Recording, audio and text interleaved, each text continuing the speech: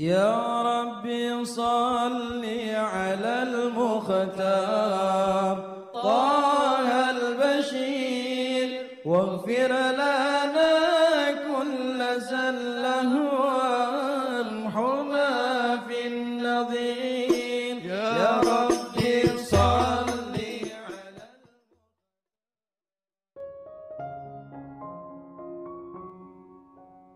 Bismillahirrahmanirrahim. Alhamdulillahirabbil alamin.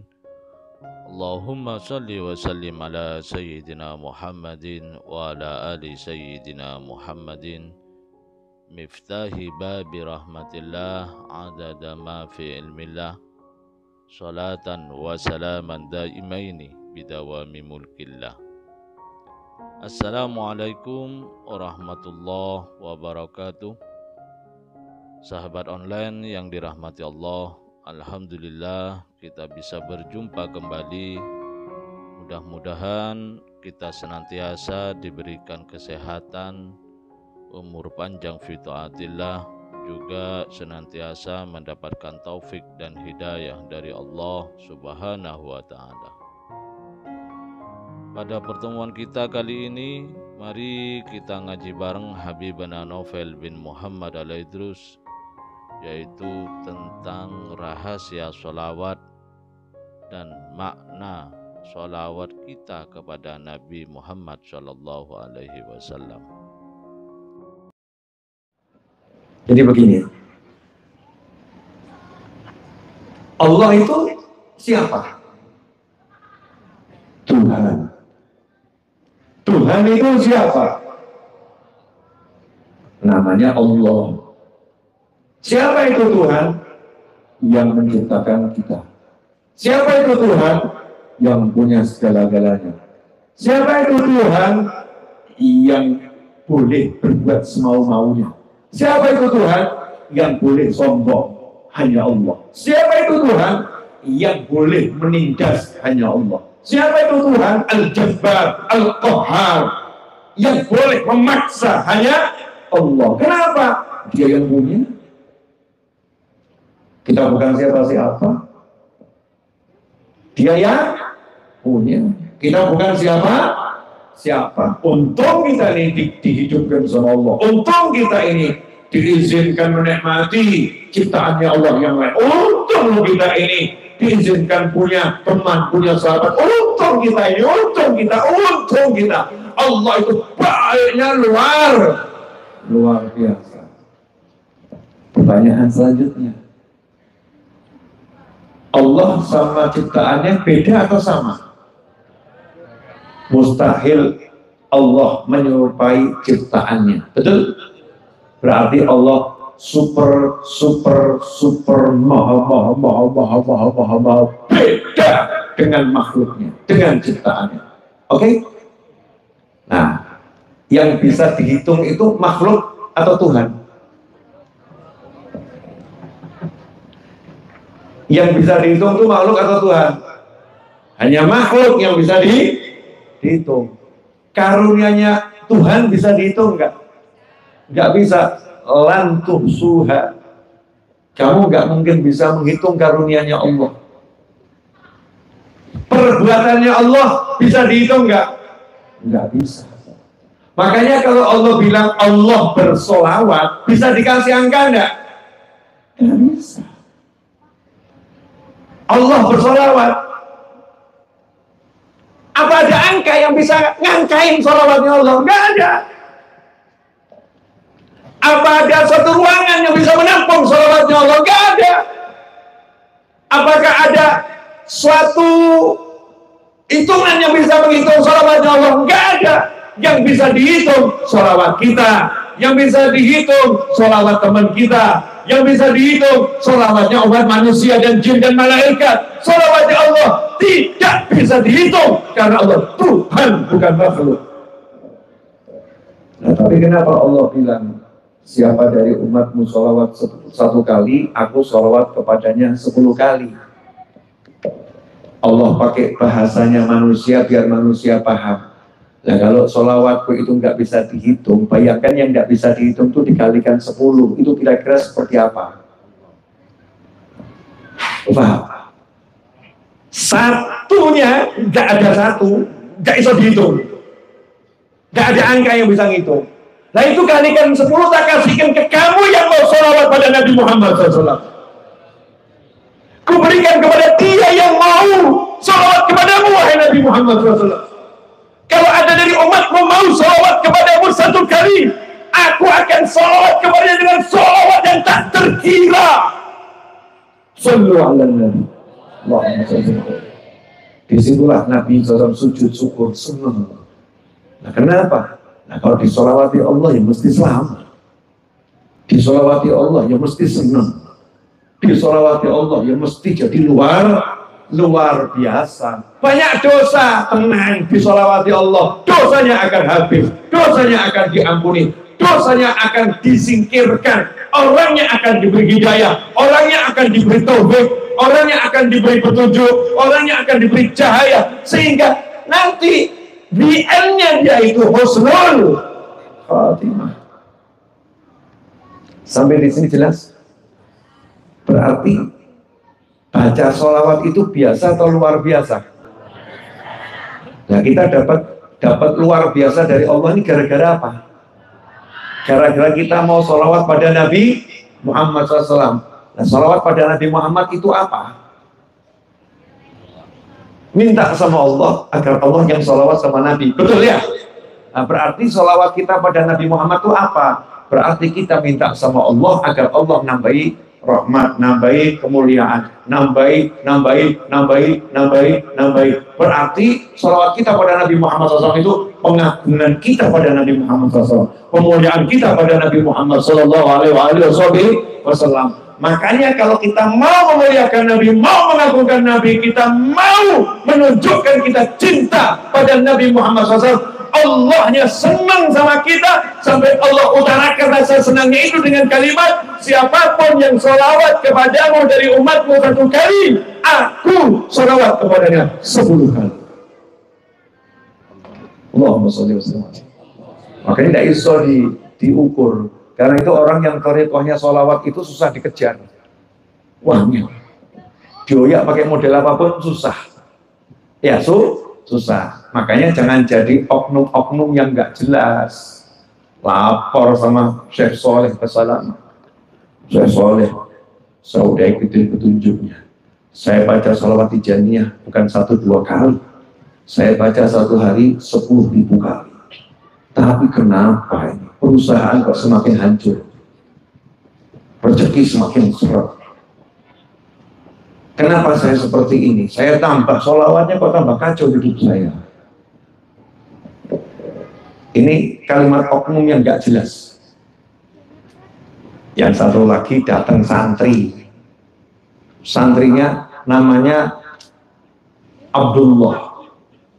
Abdullah ini datang kepada Syekh Soleh. Laporan, Syekh, alhamdulillah perusahaan saya kemarin hancur. Alhamdulillah kemarin itu saya kok mengalami banyak kerugian. Alhamdulillah. Loh, alhamdulillah kenapa?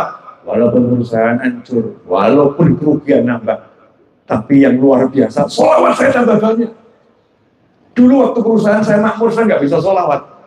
Sekarang ini hancur-hancurnya perusahaan, tapi saya bisa sholawat luar biasa. Ini rezeki yang luar biasa. Pertanyaan saya, di antara 2 orang ini yang waras yang mana?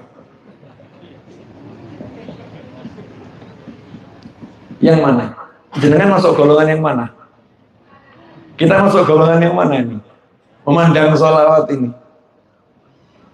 Jadi jangan berpikir kalau baca sholawat nanti kemudian duitnya nambah. Kalau baca sholawat kemudian nanti perusahaannya jadi makmur. Kalau baca sholawat nanti. Ternyata setelah dijalani kenyataannya duitnya kurang, perusahaannya hancur, misal begitu. Akhirnya sholawatnya yang disalahkan. Paham? Ya insya Allah berkat sholawat perusahaan itu hancur nanti jadi luar biasa. Kok bisa gitu, Bib? Saya kan ahli bangunan. Karena 12 tahun saya bangun majelis nggak mandek sampai sekarang. Bangun terus. Nah itu rata-rata yang saya beli itu bukan tanah, tapi pabrik. Ya Pak? Pabrik, bangunan, bagus pabriknya gitu ya. Cuman kan nggak bisa tak pakai. Buat majelis nggak bisa tak pakai. Biar bisa saya pakai, saya apakan. Biar bisa saya pakai, saya apakan. Nanya ini, saya mau bangun satu bangunan. Saya nggak punya tanah, punyanya tanah yang ada bangunannya. Bangunannya pabrik bagus. Tapi saya butuhnya musola, saya butuhnya masjid, saya butuhnya majelis, butuhnya itu. Pertanyaannya, biar itu bisa terwujud, caranya bagaimana? Diapakan? Diapakan? Blokno. Bukan cuma dibongkar, ratakan dengan tanah. Semakin rata dengan tanah, semakin hancur, semakin mudah saya menggambarnya dan membangunnya menjadi sebaik mungkin seperti yang saya mau. Betul atau betul? Nah, kalau urusan bangunan jenengan bisa ngomong gitu sama temennya kok. Kenapa kok itu hancur? Sengaja saya robohkan. Biar apa? Biar bisa jadi bagus. Renovasi total. Nah giliran disolawatin perusahaanmu hancur, kamu kok gak mau ngomong gitu? Kenapa kok perusahaannya hancur mas? Renovasi total. Karena kalau udah disolawatin ini yang haram-haram nyingkir, yang gak berkah nyingkir. Memang harus dirobohkan total, dibangun dari awal. Kenapa gak ngomong gitu? Ngomongnya tambah, kenapa ya?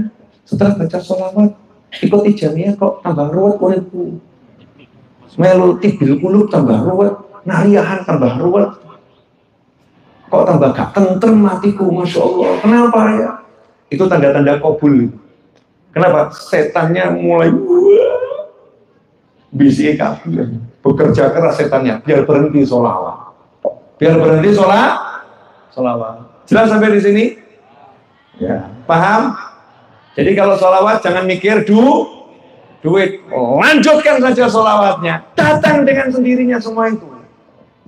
Karena Allah udah bilang, aku yang sholawat langsung sama dia 10 kali. Nah, gini-gini kalau Allah nyolawatin jenengan, malaikat katut boten. Malaikat katut. Sampai angin tuh akan nurut sama jenengan. Angin nurut, hujan nurut, kabeh nurut. Kenapa? Ya Allah nyolawatin dia merintah kita nggak taat kan bahaya. Dikenannya rusak. Kesekdam itu ya Al-Blitari degengane pusat yang dukung Allah subhanahu wa ta'ala. Ojo macam makanya istiqomahkan sholawat tijaniyah, istiqomahkan sholawat nariyah, istiqomahkan sholawat munjiah, apapun yang terjadi. Jangan kemudian mandek gara-gara ujian duniawi. Loh, Nabi SAW itu ya sholat, betul ya? Nabi itu ya puasa, Nabi itu ya zikir, Nabi itu ya amal soleh. Tapi Nabi SAW perang, ya kepala giginya retak. Jangan dibilang Nabi gak kena musibah. Ini kadang harus dijelaskan sama kita-kita nih biar paham. Bukan berarti kemudian orang sholat gak kena musibah, orang puasa gak kena musibah, orang zikir gak kena musibah. Bukan begitu. Cuman bedanya beliau-beliau itu kena musibah itu gak ngefek gitu loh. Gak ngefek. Motornya blok, remuk, mesem. Lu kan kok mesem? Tanda-tanda menggantiannya. Nah, terus duit kan di orang melu mikir sing remoke itu aku. Takdir Gusti Allah wancine remuk berarti wancine ganti. Nah, duit kan di yang golek. Ning diyumpu nyantai ganteng gitu. Kenapa? Ternyata ikut sholawat tijaniyah. Ringan itu musibah buat dia. Nah kok tonggone motornya kesenggol. Motornya kesenggol mainan anaknya. Motornya warnanya merah cantik, kesenggol mainan anaknya, garis ketoan. Anaknya diremukkan. Bocah lagi motor. Ngerti lagi motor bapak mungkin larang. Tukune rekoso, hati-hati. Anaknya ngomong, aku ya larang Pak. Kok remukno hati Bapak? Cuman motornya kegores sama anaknya itu marahnya luar biasa. Kenapa? Tadi itu dia ya kurang sholawat. Sholawat. Sehingga hatinya ini seperti rumput yang bergoyang. Kena angin obah tidak remuk. Betul ya? Kena angin obah tidak remuk. Jadilah seperti pohon beringin itu. Kena angin. Wah, coba kamu tendang, kakimu yang sakit. Beringin dilawan, tendang, lorok, ceduk, lorok, angin nerjang, gagah. Tetap gagah. Itu orang yang rajin sholawat. Itu orang yang istiqomah amal soleh. Seorang sahabat Nabi Muhammad SAW. Akhiran ini penutup. Mudah-mudahan nanti jadi berkah buat saya dan semuanya, amin. Sahabatnya Nabi itu waktu kakinya ada yang terluka sehingga harus diamputasi. Kaki harus diamputasi. Coba, insya Allah kita semua selamat ya, insya Allah afiah, sehat semuanya. Coba ada orang dikabari, karena kamu begini, maka harus diamputasi. Kalau enggak diamputasi, nanti menjalan kemana-mana kamu bisa mati. Biasanya orangnya santai atau kemudian hatinya ciut. Ciut ya. Ciut. Sahabatnya Nabi nyantai. Ya wis, ketawa. Silakan dipotong. Ya, biar enggak sakit. Saya kasih ramuan untuk menghilangkan rasa sakit. Jadi kamu nanti akan pingsan beberapa saat, tidak sadar beberapa saat, sehingga nanti proses amputasi berjalan tanpa kamu rasakan. Sahabat nanya, jadi nanti saya nggak ingat apa-apa beberapa saat. Iya. Loh, kok mau gimana? Saya tuh kalau nggak ingat Allah, saya sengsara. Saya kalau nggak ingat Allah, saya sengsara. Saya pilih melek ingat Allah ketimbang merem nggak ingat sama Allah.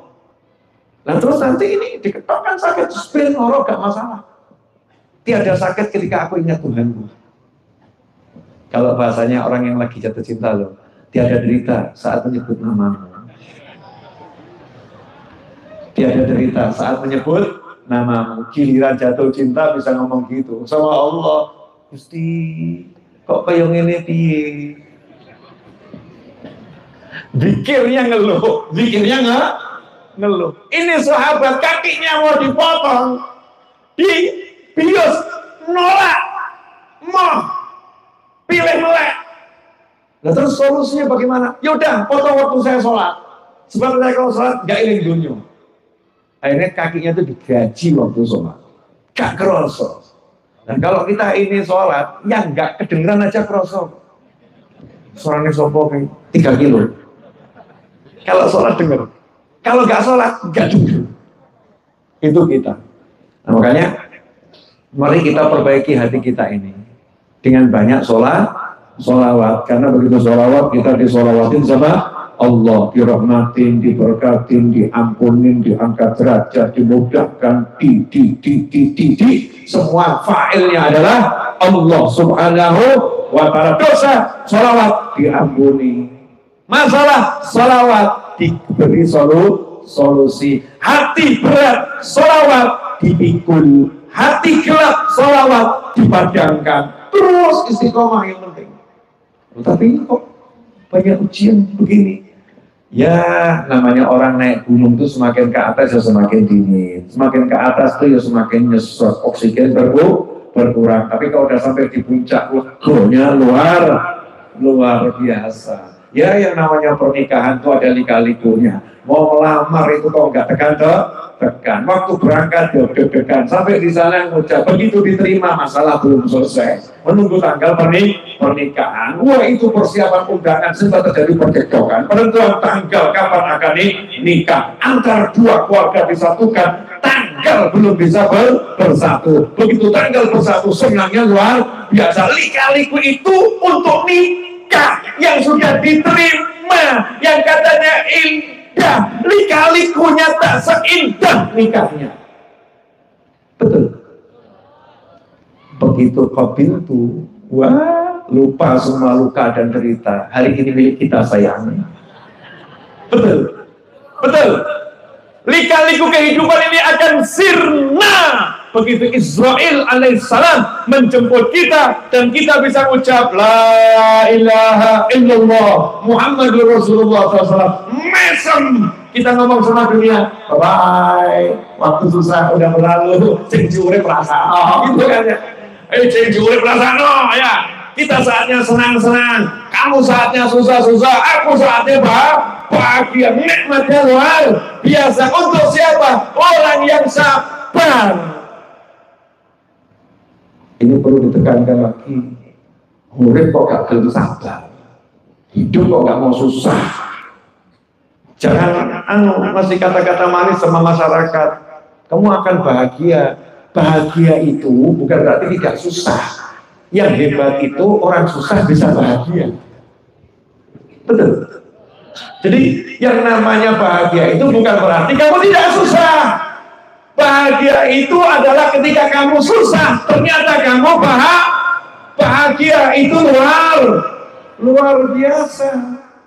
Nah itu gimana caranya? Ada susah tetap bahagia, ada sakit tetap bahagia, ada musibah tetap bahagia. Ketika hatinya bersama yang maha kuasa. Caranya bagaimana? Nyambung dengan Nabi Muhammad Sallallahu Alaihi Wasallam. Mulai dari cara makan, cara minum, cara duduk, cara bicara, cara jalan, cara naik kendaraan, cara bekerja, cara tidur, cara ke toilet, cara duduk di toilet, cara buang hajat kecil, cara buang hajat besar, cara, semua caranya niru Nabi Muhammad Sallallahu Alaihi Wasallam. Pasti hidupnya senang dunia, senang akhirat. Walaupun dalam pandangan manusia susah yang luar biasa. Dan itu yang bisa sampaikan. Jadi tolong digarisbawahi, bahagia itu bukan berarti tidak hidup susah. Bahagia itu ketika kamu susah tapi bisa bahagia. Itu baru namanya bahagia. Makanya bahagia itu milik orang beriman, bukan milik orang kaya. Bahagia itu milik orang beriman, bukan milik orang tampan seperti saya. Bahagia itu milik orang beriman, bukan milik wanita cantik seperti Anda. Bahagia itu milik orang beriman, bukan milik dia yang punya pangkat di sana. Bahagia itu milik orang beriman, bukan milik raja yang berkuasa. Bahagia itu milik orang yang percaya sama Allah dan mengikuti Nabi Muhammad Sallallahu Alaihi Wasallam. Ketika engkau punya iman, engkau berkuasa, engkau akan bahagia. Ketika engkau punya iman, engkau tampan, engkau akan bahagia. Ketika engkau punya iman, engkau kurang tampan, engkau bahagia. Ketika engkau punya iman, engkau tidak punya harta, engkau bahagia. Ketika engkau punya iman, engkau dicaci maki, engkau bahagia. Ketika engkau punya iman, apapun kondisi dunia, engkau bahagia. Sumber terakhir, biar cekal. Ibu-ibu ini kan sering jadi korban ya Pak. Korban penindasan kaum pria, oknum pria. Mungkin kita pernah melakukannya. Bu, yang bersihkan tempat tidur siapa? Yang keras? Yang ngepel siapa? Yang nyapu siapa? Yang nyiapkan makan siapa? Yang masak siapa? Yang hamil siapa? Yang melahirkan siapa? Yang memberi ASI siapa? Yang nyebokin siapa? Yang nyedot buntetnya anak hidung siapa? Yang ganti popok siapa? Yang ganti pampers siapa? Yang ngantar ke sekolah siapa? Yang nunggu anak di sekolah siapa? Oke. Pertanyaan saya, berapa kali setahun ini suamimu memuji dan mengucapkan terima kasih?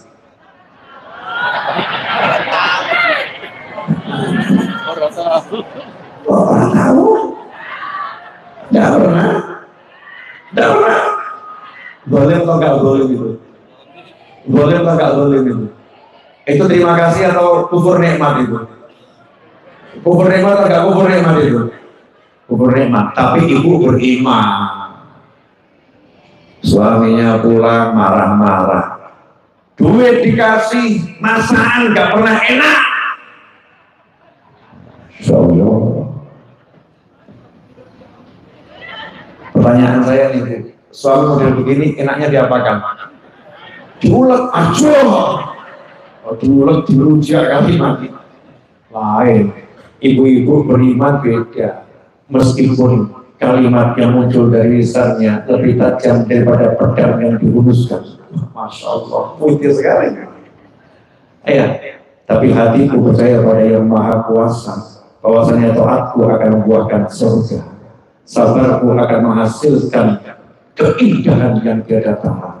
Maka disambut ucapan suaminya dengan senyum dan berkata, maafkan aku ya Mas ya, aku akan belajar masak lagi, mudah-mudahan kamu bisa menikmati. Belajar saya pintar. Walah,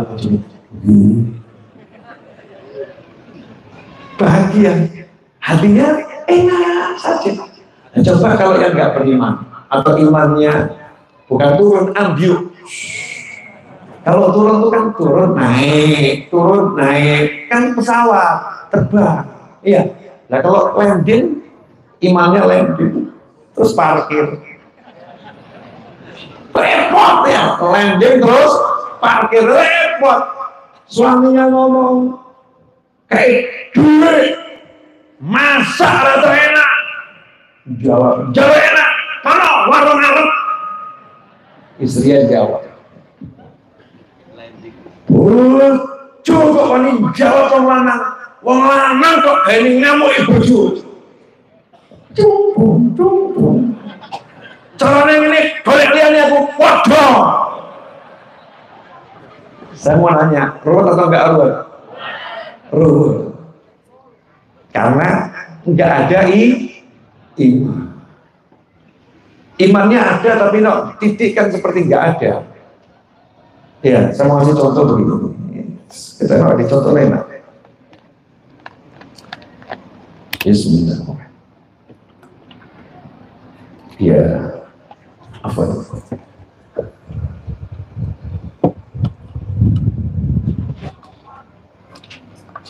Terus, ya. Oke. Ini botol ya. Ini botol. Ada enggak ini airnya? Ada enggak? Ada. Tapi karena sangat sedikit, orang banyak mengatakan ini enggak ada.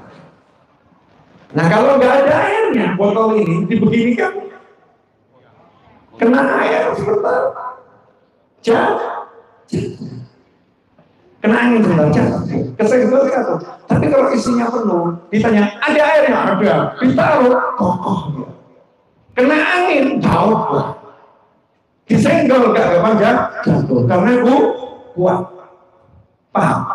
Jadi kalau iman kita itu tipis, lemah, disebutnya seperti nggak punya iman. Makanya dung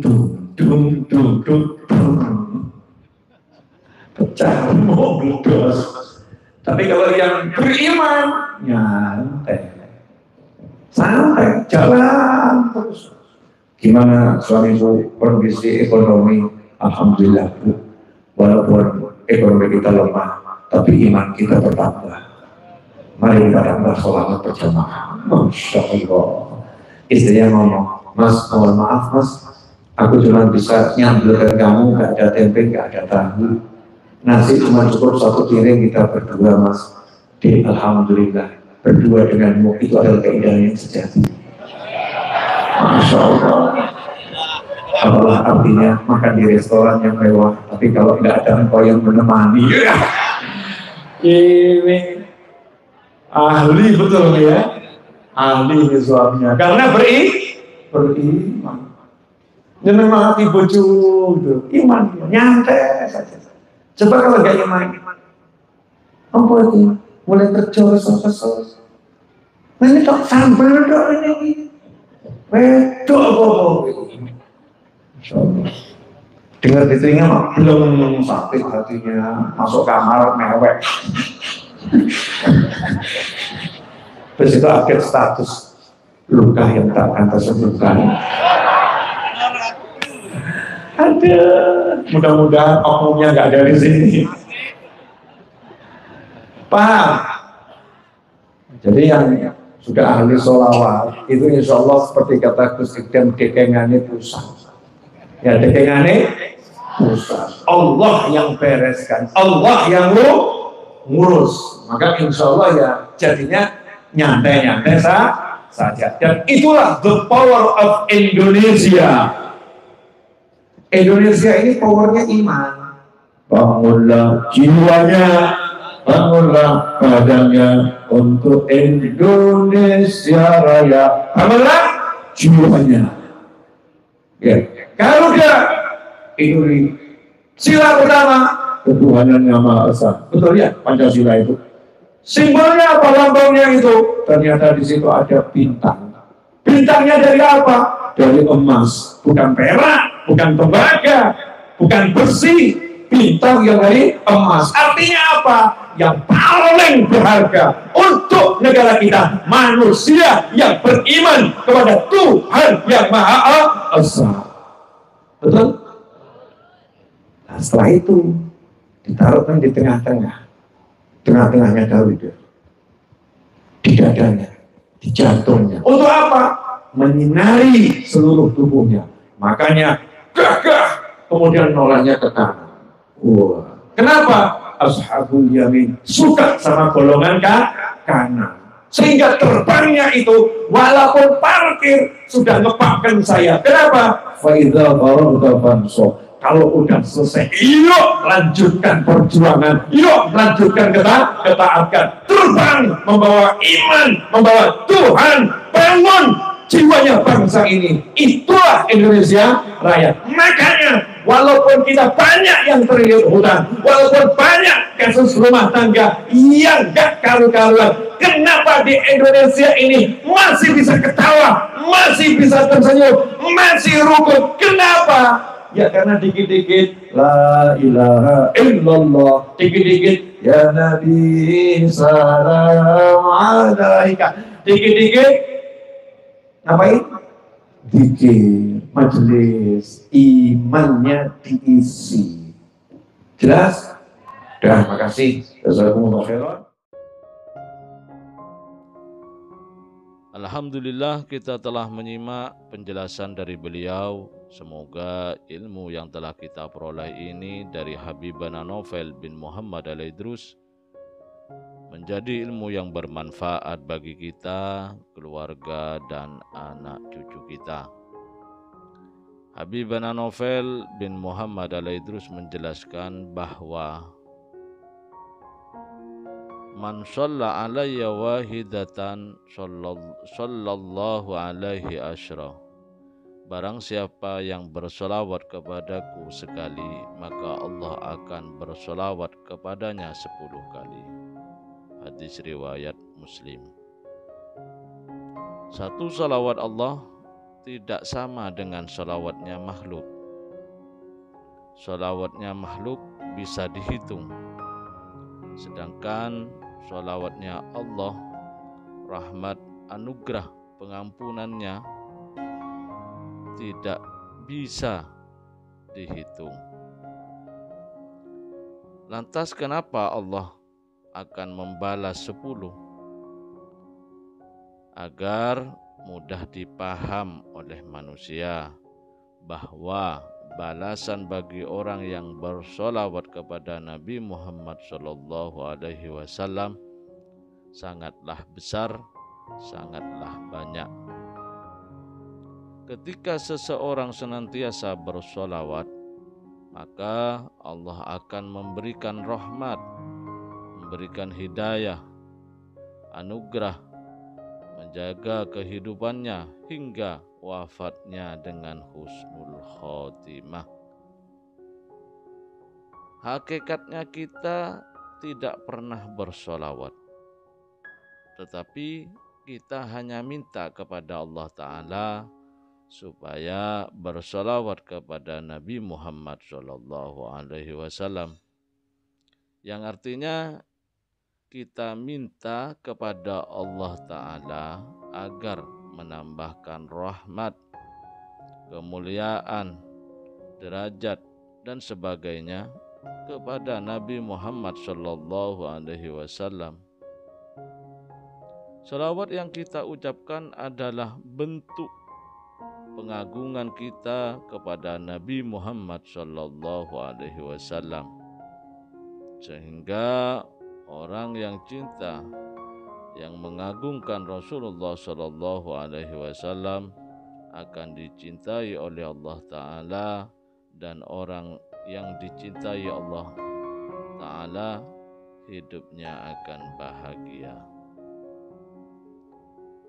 Ketika ada orang yang menyatakan bahwa dirinya telah senantiasa bersolawat, namun ekonominya memburuk, usahanya bangkrut, maka katakanlah padanya bahwa itu tanda amalanmu diterima, amalanmu qabul, yang mana Allah Ta'ala akan menghilangkan hartamu yang tidak halal, usahamu yang tidak halal, dan menggantinya dengan harta dan usaha yang halal dan berkah, sehingga hidup terasa enak, bahagia, dan tentram.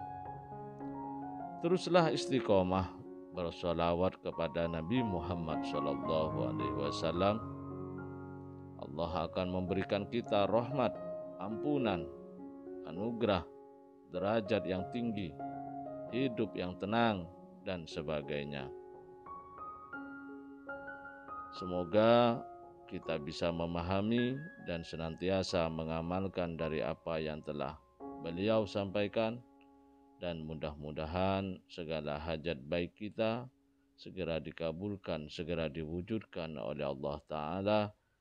Segala masalah yang mampir dalam hidup segera dihilangkan, diganti dengan hidup yang berkah, penuh dengan ketaatan, kebahagiaan, dan ketenangan. Amin ya rabbal alamin. Wallahu a'lam bishawab. Semoga barokah dan manfaat. Assalamualaikum warahmatullahi wabarakatuh.